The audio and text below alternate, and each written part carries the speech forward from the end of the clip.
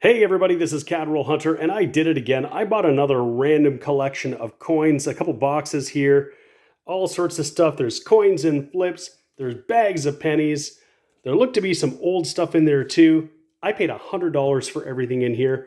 We're gonna take a peek and see, did I get a deal or did I buy a bunch of junk? Stay tuned.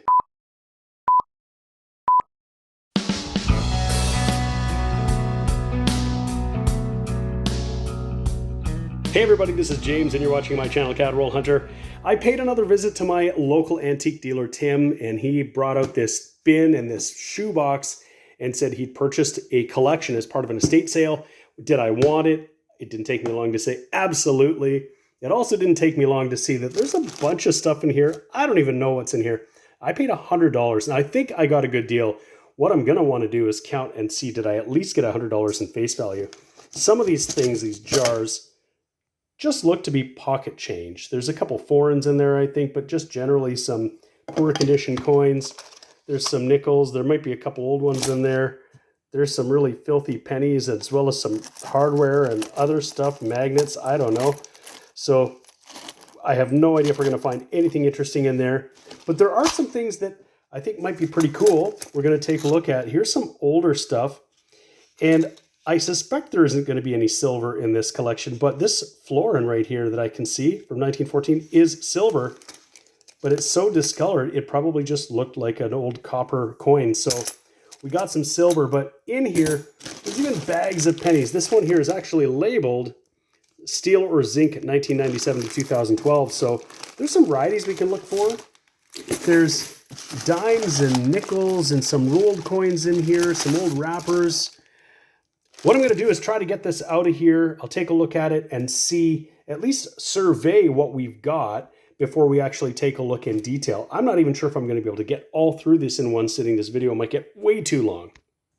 So I'm making my way through this, and there are bags and bags and bags of coins. And as we're looking through it, I think we're probably going to do better than our $100 anyway. Here's another bag, 1966 to 1996, 98% copper. There's some older stuff. I saw some King George in here. There's one there. So just more copper pennies.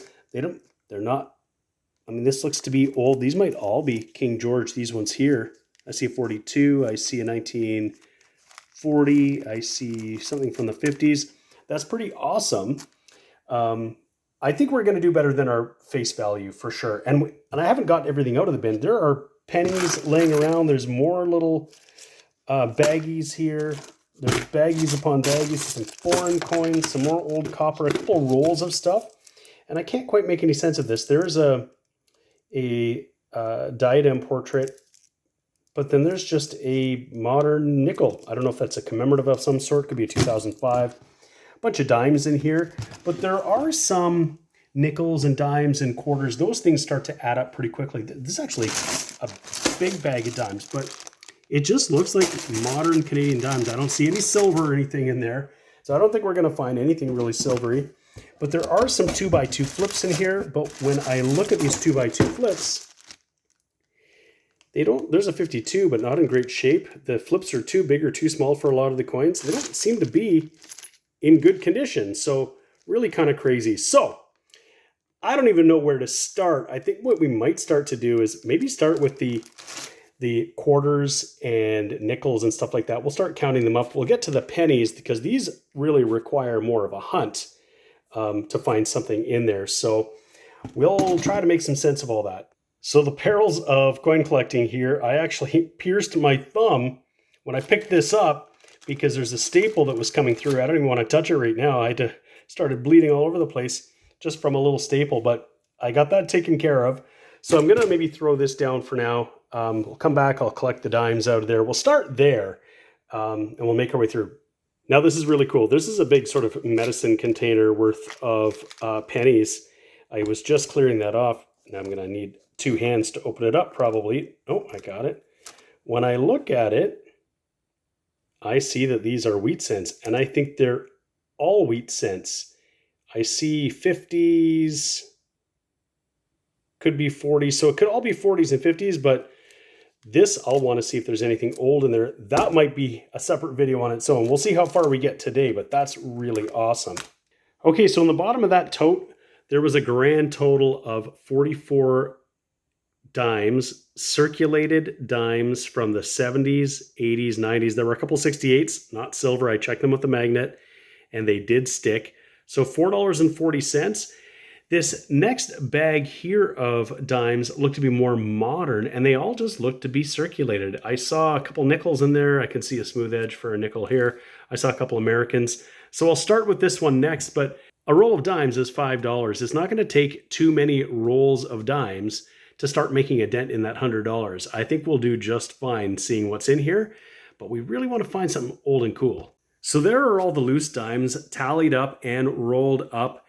And I've looked through everything and they're just all circulated Canadian dimes, but we got 8 full rolls for worth $40. So that's awesome. We're like almost halfway there. And 1 loose dime. So we got $40.10 just in the dimes. We also got 60 cents in loose US quarters plus an entire roll that is marked as US. And when I look at it, they're all US dimes and they all appear to be clad. I don't see any silver edges standing out in there. I will look through them just to be 100% certain we don't have like a dirty old silver edge, but that's another $5 right there. And I should mention that in this box were all of these plastic wrappers. You can get these at the dollar store. And I think somebody must have known there was a bunch of nothing in here and they were going to roll them up and either couldn't be bothered or never got to it before this collection got to me. So these are pretty cheap rollers. I have to tape most of them anyway, even when you use them first time, because they just will not hold. I've mentioned this on my channel before. But the next thing I'm going to do is look at the quarters. So in these 2x2 cardboard flips, there's $11.38 in face value. That's what I'll count. Most of these are circulated and some are oddly circulated. This dollar coin from 1973 is really heavily worn. It's really highly unusual because they didn't really circulate a lot at the time. There are a few I want to check. Some of the quarters, there are some nicer quarters in here I'll have a look at. I don't know that it's worth $1 for that, but there's a few nice ones. Like that 1977 looks really nice. And I'll want to check these 1973s. I'm still looking for a large bust, which would be worth a couple $100 if I found one. I don't expect it, but most of these, not in great condition. A couple of bright, shiny 1964s, but otherwise the rest in here, some of them appear to have what could be trace luster, but when you look at the detail, except for that, maybe 78, they look like they might have been cleaned, some of the older ones. There's a couple in the 40s that I thought, oh, they've got a little bit of luster, but they don't have sharp details. So we'll count that $11.38, and we'll look at the loose quarters that I've stacked up over here. There are some, it looks to be some commemoratives and some more RCMP. We want to check those for the large bust. So here's the first of those 1973s. These were really popular amongst even just novice collectors when they came out. And so lots of people collected them. And there is a very well-known variety, and that is the large bust. This one here I can already see is the small bust. We'll put it under the scope and get a closer look. You can see this one's highly circulated. So this one is not nearly in a mint state. But one look at the differences between the small bust and the large bust.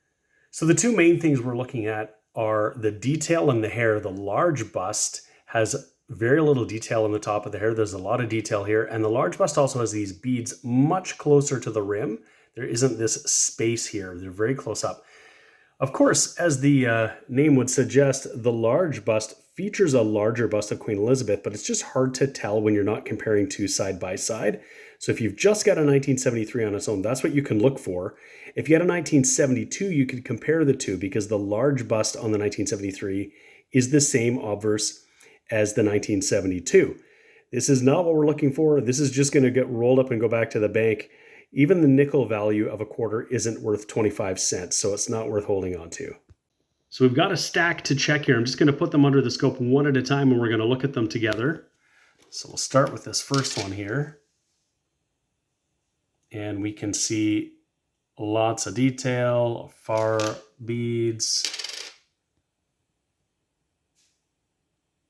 Same here. Now I've gone through thousands of 1973s and never found one. So I'm never expecting it, but if I don't look for it, I'm not going to find it. Same here, far beads, lots of detail.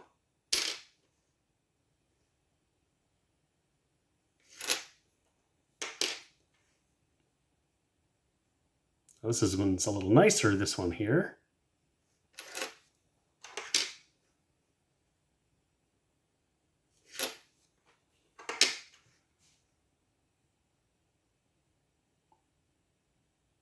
And you can see this one's a little beat up, so nothing there. We got to check the ones in the flips now. And when you find a 1973 in a flip, you've always got to hope that they put it there because it was something special. But that wasn't the case for that one. Or for that one, for that matter. And none of these are in great condition. They're not even worth keeping in the flip, to be honest.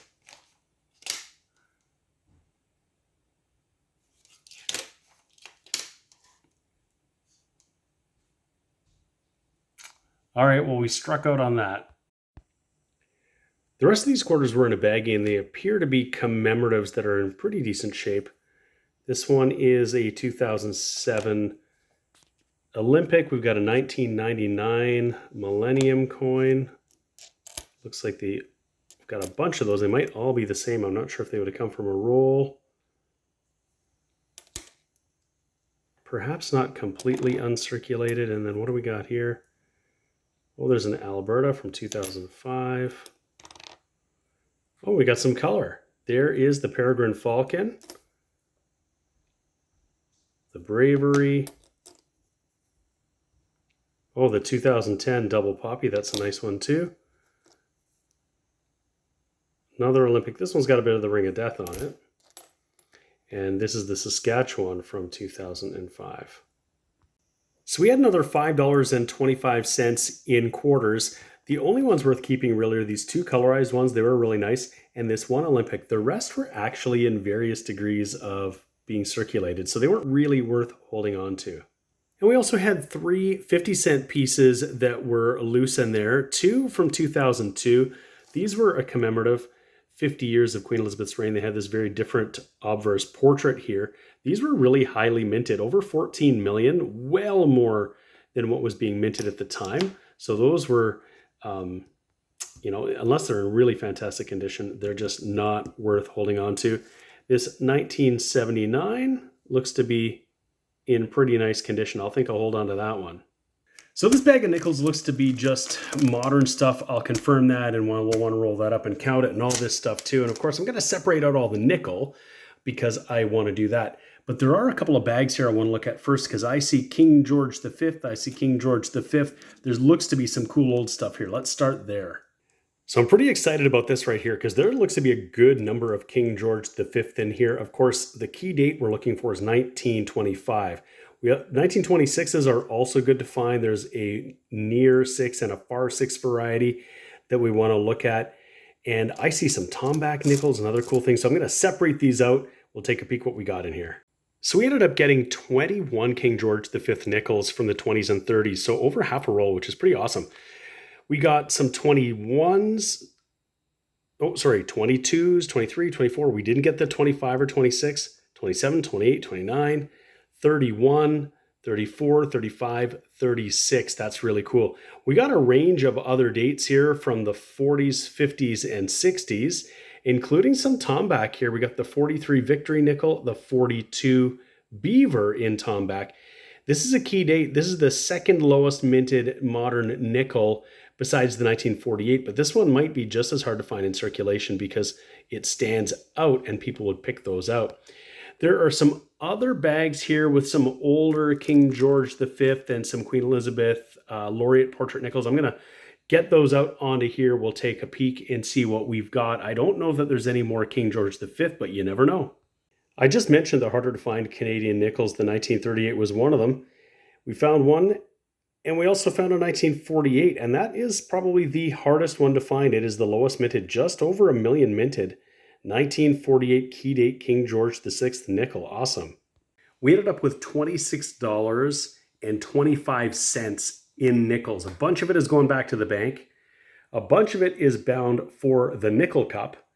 And a bunch of it is bound for my collection, including all those King George V and a bunch of King George VI and some laureate portrait Queen Elizabeths. The highlights, of course, we got that 1948. That's the key date Canadian nickel.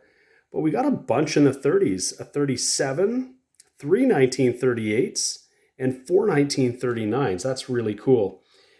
Of all of these, though, I really want to show you these three right here. We got three 1953 laureate portraits. I have to put them under the scope so you can get a good look at them, but these are gorgeous. There's a little bit of an issue on the rim there. These are steel with a chromium plating, and it looks to be a little bit of residue on there. It could be a scratch, but all three of these are so close. That one, a little bit of a nick there, but otherwise so close to being flawless. And this one here, this might be the nicest of the bunch if it doesn't have any issues. Yeah, although it's got maybe a few little marks on there. They're so close. I'm going to scope one of these just so you can get a sense of what we're looking at. Here's one here. Just look at the fields on this. Look just gorgeous. When I look over here, it might even be an issue with the chromium plating. Looks like it might have delaminated or something like that, because otherwise there's really no marks on the coin, and maybe that little bit of a ding on the rim that just took some of it off. But beautiful, beautiful, beautiful coins. I know I've mentioned this before, but starting with the 2023 edition, the Charlton Standard Catalog added a reprint of the first edition of Hans Zoll's variety catalog, and it contains all sorts of different varieties that he observed. And this has been a lot of fun for me to go through and find a bunch of lesser known varieties that I wasn't really all that familiar with. You can see there's a whole lot here. One of the ones he mentions in the 1946 is the re-entered 5 cents and maple leaf. So they might have been re-engraved to add some sharpness. And that's what I've got right here. You can see all along the top of cents and the maple leaf on this side. It's been sort of re-engraved. The devices have changed. It looks like it might be dye deterioration, but it wasn't uncommon for these devices to be sort of re-engraved and sharpened up. And it's right here in the catalog. So there it is. That's what I've got. And you can see it is exactly that. So this is the 173E from the Hans Zoll catalog. There are a few other things in here that are pretty interesting. Some things that some collectors might like. There's a Ford anniversary shell, 50th, a co-op, $6 off of fertilizer. I'm not even sure. I'll have to look up with Sunny Jim what exactly Sunny Jim is. There's good for 1 cake of Palmolive soap when you buy a package of Princess Soap Flakes. And on the other side here, this token will be redeemed at 10 cents. So when Palmolive soap was 10 cents, that was probably quite some time ago. That looks to be the same thing, but in terrible condition. But there are a few in here I want to pull out that I think are interesting and potentially valuable. And we'll look at each of these. The rest, I think, are not probably worth much of anything. There's something that's good for, what's that, City Bakery. Good for 1 loaf of bread. Awesome. But let's look at these guys and see what we've got. Now, these are some oldies. This is a Quebec Bank token, 1 penny, 1852. Province du Canada, 2 sous. So 1 penny, or essentially 2 cents, I guess. But it's in really nice condition. Got a bit of a rim ding there. But this is beautiful, from 1852. And there's definitely some value in this one for sure. So there it is at Numista. It is copper. And if I scroll down, 480 of them minted, and in a VG $10, in a VF 13, this could very well be in a VF condition, I would think, if I can get it to focus in, because there's a lot of definition on here, not a lot of wear. In fact, it looks pretty beautiful.